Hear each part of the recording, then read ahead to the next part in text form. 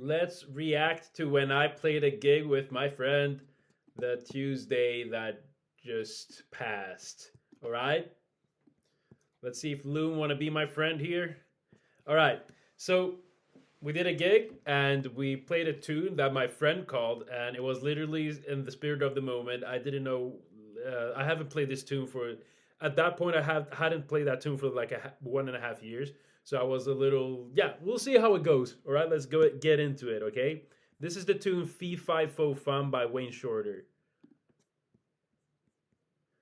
No sound. Where's the sound? Okay, let's try it again.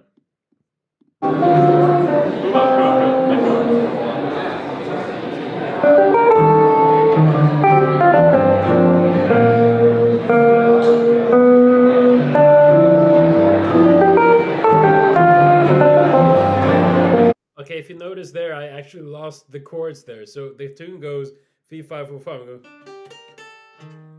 E flat 7, D7, G minor, and then it goes A flat major 7, go B major 7, D7, and then it goes D minor 7, G7, and I lost that. I was like, wait, what did it do?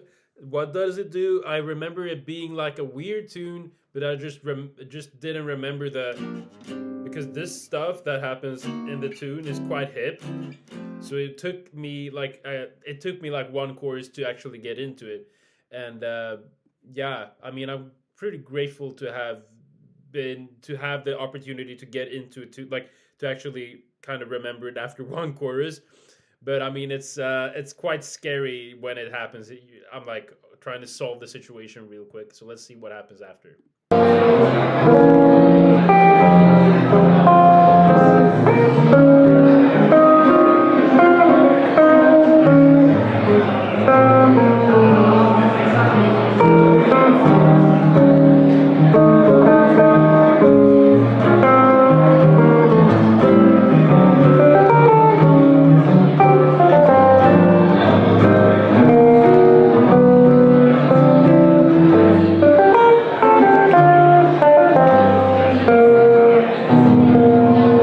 One thing I really like to do when I'm playing, like whenever it's a dominant chord, or even when it's a minor 2 5 1, here it goes. It goes E flat 7, and it goes D7 to G minor. So it's almost like literally a 2 5 1 in G minor, but it's using that flat 6. So that's like a really common thing that happens. And what I actually like to do when it's a dominant chord like this, like a Mixolydian chord, you can play that thing. So it goes.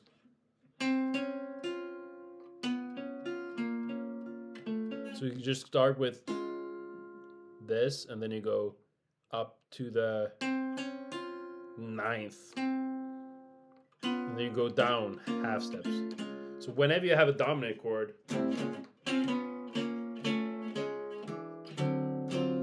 so imagine you can play it in whatever one you want. Da da da da, da da da da, ba ba da da.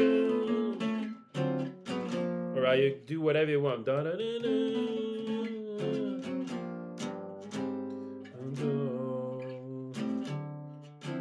I really love this. It's so beautiful chords, I think. Let's keep going. Now, let's not forget that we're actually reacting to a video here.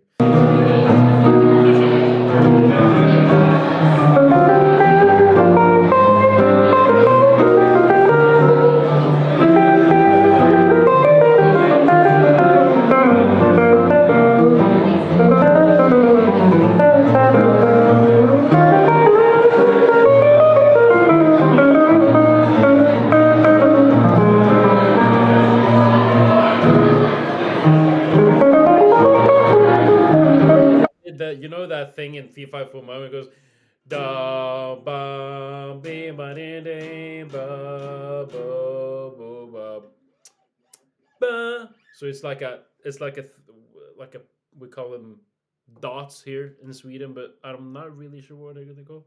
Like a marking, like a hit, you can call it.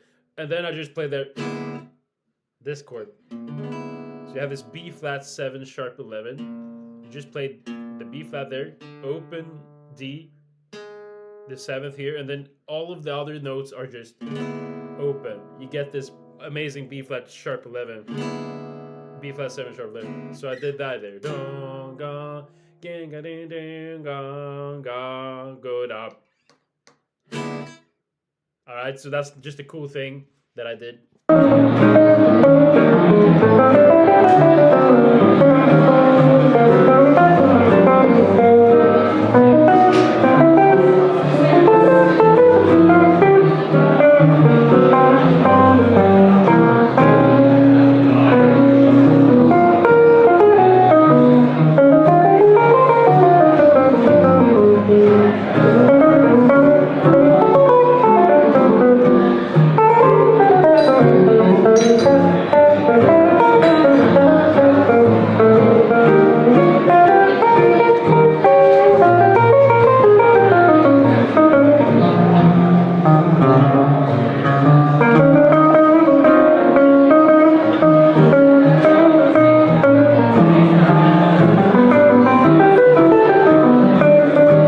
When I try to get movement in my 2-5-1s, instead of going 1, 2, 3, 4, 1, 2, I go.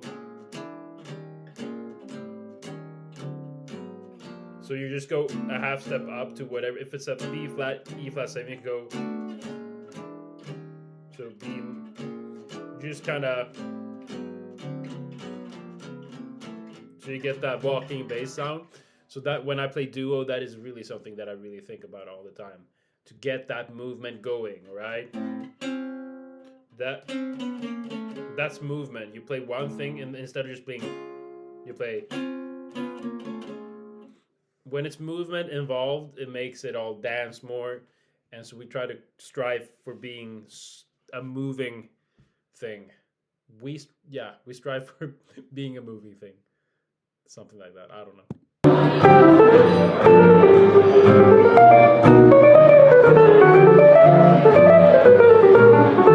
And that is something that I do a lot. So sometimes when I play duo, I just play just a little free. But sometimes you just want to play that quarter note thing. You go. So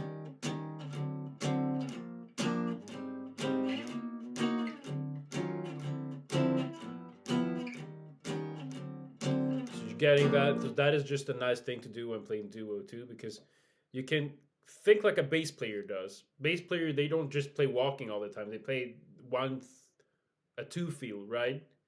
On the 1 and 3, they play. So you can play, like, you can try to be free with the rhythm, but then, you know, when the time comes, you can start doing like, you know,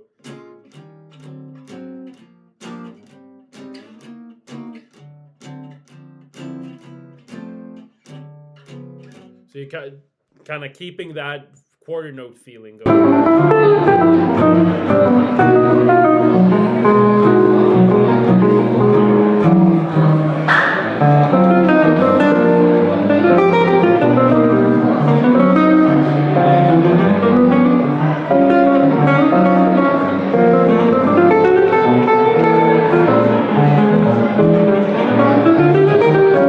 Okay, so this is difficult because I remember I thought it was gonna be an easy time improvising because I was like, okay, the comping goes well, but it was actually difficult. I started making weird decisions.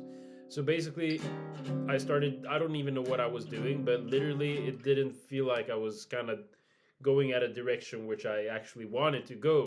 And in these cases, it's really good to just think about what is it I'm playing over. Well, it's a 2-5-1 in G minor, and then it goes A flat minor, which is also G minor. So basically, the first 1, 2, 3, 4 chords are just G minor in the key of G minor. All right, so. And then it goes to B major, to D7, D minor, G7. That is the difficult part. But what I like to do there is to play. So first you play some like 2 minor 2-5-1 in G minor, and then it goes A flat minor, A flat major, I mean, and then it goes B major, and then you play B major. So I always play after the minor formations that I teach in Improvisation Made Simple. You can get it in the description below. So basically that I play over this B major. That's something, that's just how I think about over major chords. As I said, I teach it all in my course. The price will increase soon, so you should get it while you can. And then after it goes to D7, but instead of playing that D7, I just keep playing B major. So I go, so ba ba ba ba ba be do do. So, and then I just go to, when it goes D minor, then I switch to D minor. So it goes.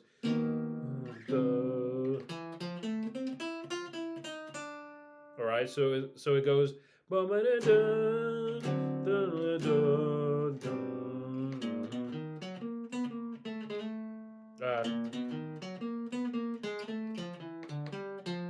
That's how I would do it. So I'm doing this instead of going, which is the formation number. This formation would be number, well, this is a B major, so it's basically you could call it formation number 2 based off of this is an A flat, thinking A flat minor over the B major. Whatever, let's not talk about that right now. Let's just see what I did. I did so a B major going to D minor, I felt. Instead of doing B major going to D7, I did B major going to D minor, because then I can play B major for a longer time. Makes it more melodic too. Instead of going, or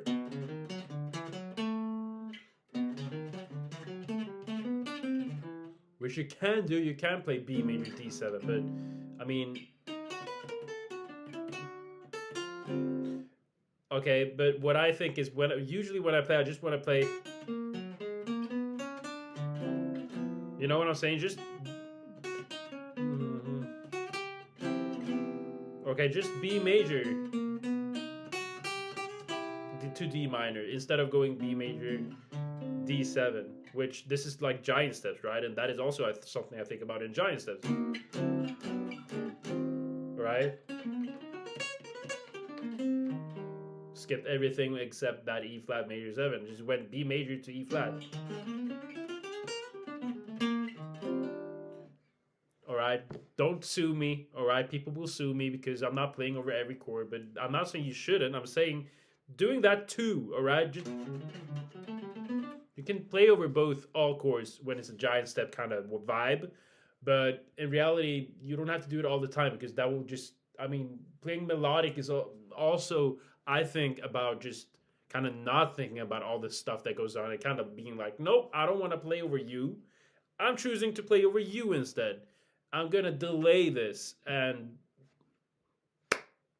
you will still sound really good, and you will actually sound more good because you're not struggling to switch positions all the time.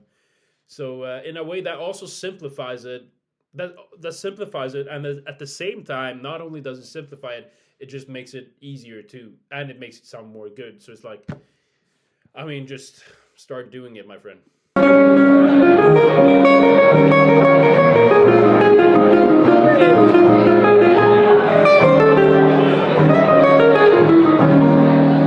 I remember that being so weird because it's in B flat minor. I did, yeah. Nothing fancy, just okay. B flat minor blues.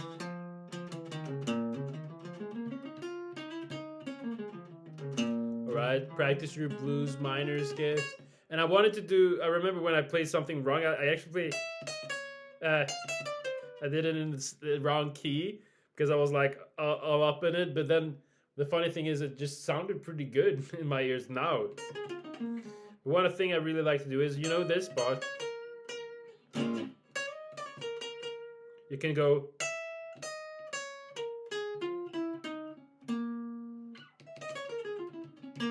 It's a good thing to have.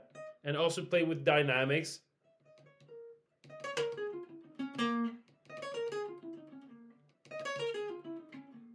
I'm saying? Good thing to do.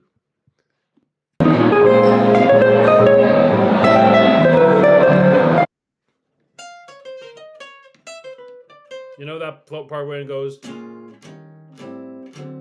So I played that, but here, just normal minor lick, and then A can play some whatever it is.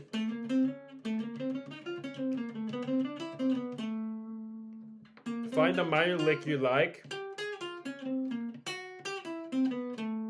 and don't do it every time. It's like it kind of sounds a little boring doing it all the time, but like sometimes I like to do that.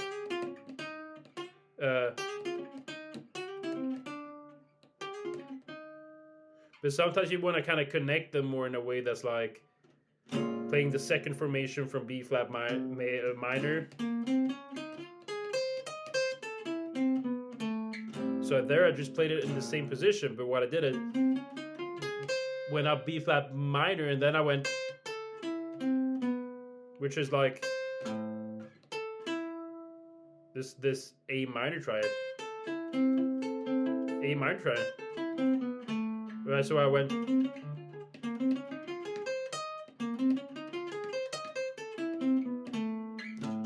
So good.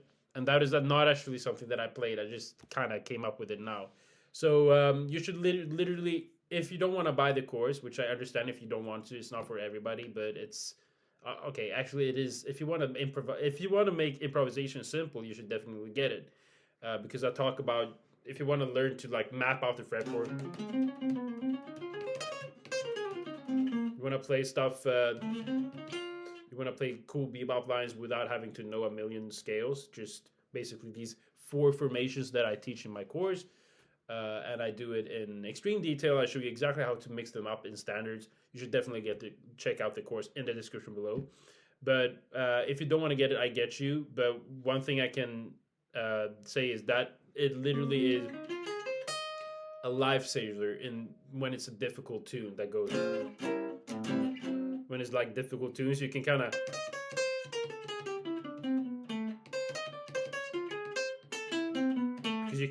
you visualize the position so much better, and that is just something when I played over V505, thinking like this literally really helped.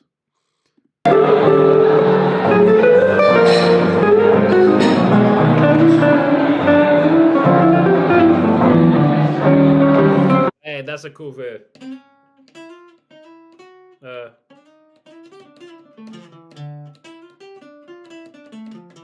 D minor lick. I just played minor stuff, man. I'm not even kidding. So I go D minor 9.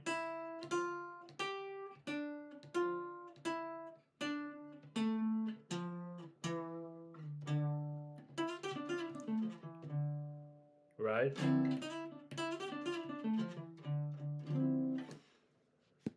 Good stuff.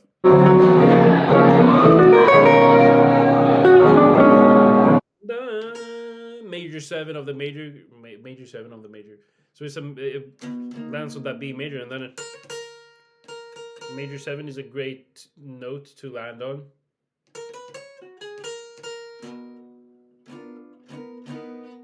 Amazing thing. Just love the major 7 note.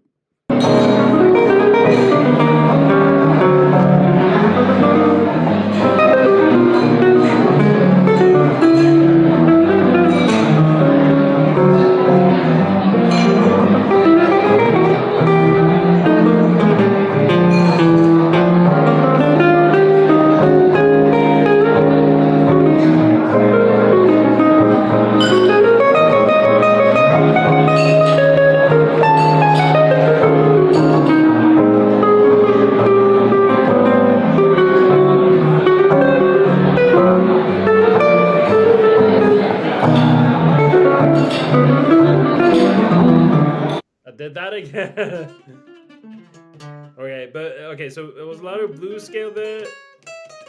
Like, knowing the blues scale is so underrated, and it's almost weird saying it's underrated, but like usually when we learn jazz we kind of flee away from the blues, but literally it's so nice to have So just learn it everywhere on the guitar.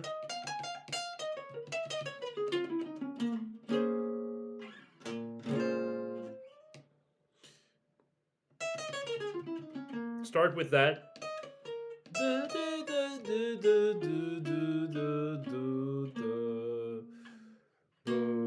Okay, so do that.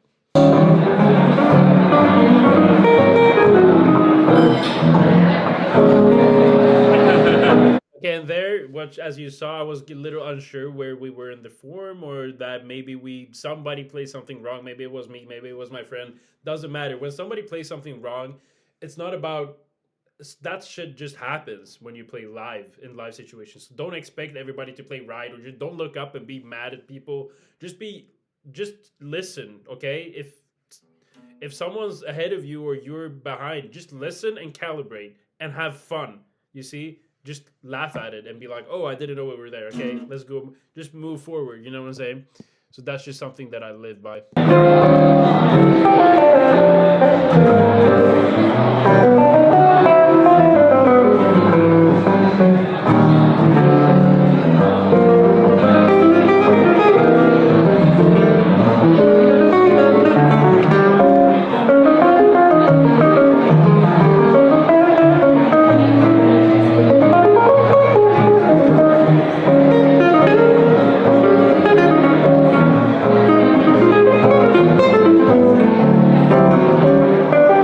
Play a lot of.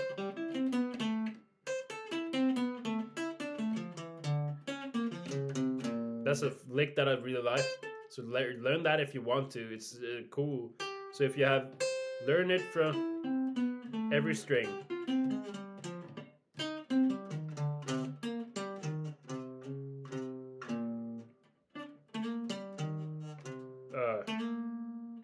How would it be from the D? You see, I'm even.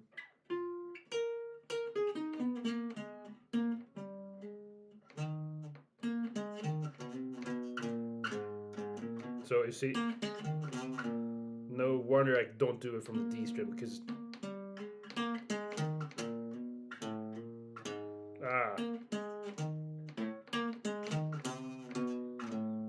whatever. It's don't do it from the D string. that's the learnings.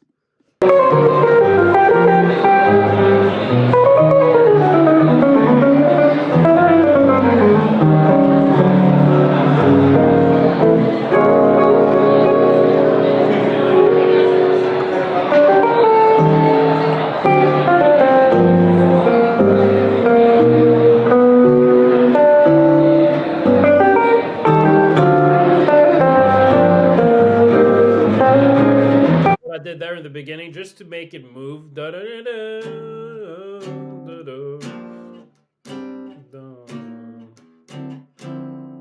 Okay, so that's just something that I like. Just doing different rhythms just makes it effective, makes it music. What I think is that just trying to make it move makes it just a whole lot easier for. I mean, not easier, but it just makes it more fun. Let's be honest. It just makes it more fun. Making it move, using different rhythms.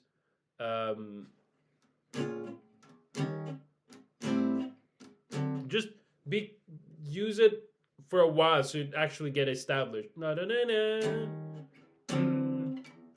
Don't just do it. Oh, you can do it for shorter too, but like make it a statement.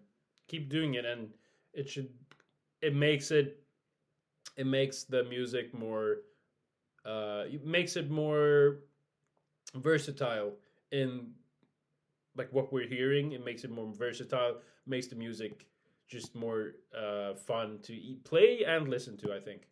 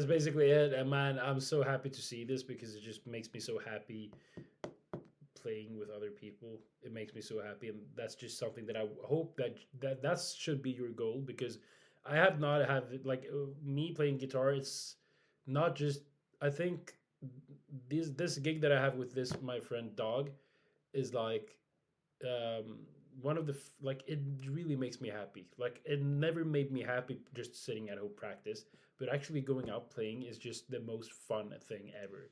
So I really encourage you to do that, and I talk a lot about that in Improvisation Made Simple in the description below, where you actually learn to improvise in a simplified way. So if you want to go have gigs and be free on your fretboard, have amazing time with friends, as you see we have here, we're just having the time of our lives because we just love doing this, and we do it together. We get better together. When we started having gigs, we weren't as good as we are right now, but when we just did it every week, just made us so much better at guitar.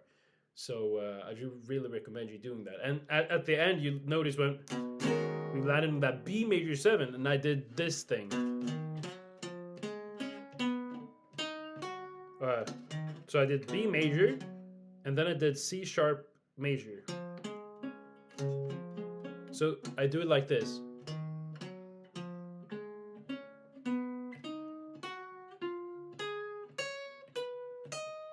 And then I go.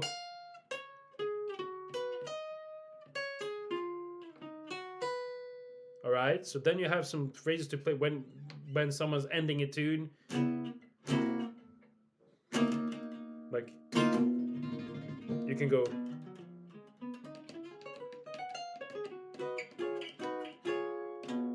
C sharp major over B, and it gets that Lydian sound.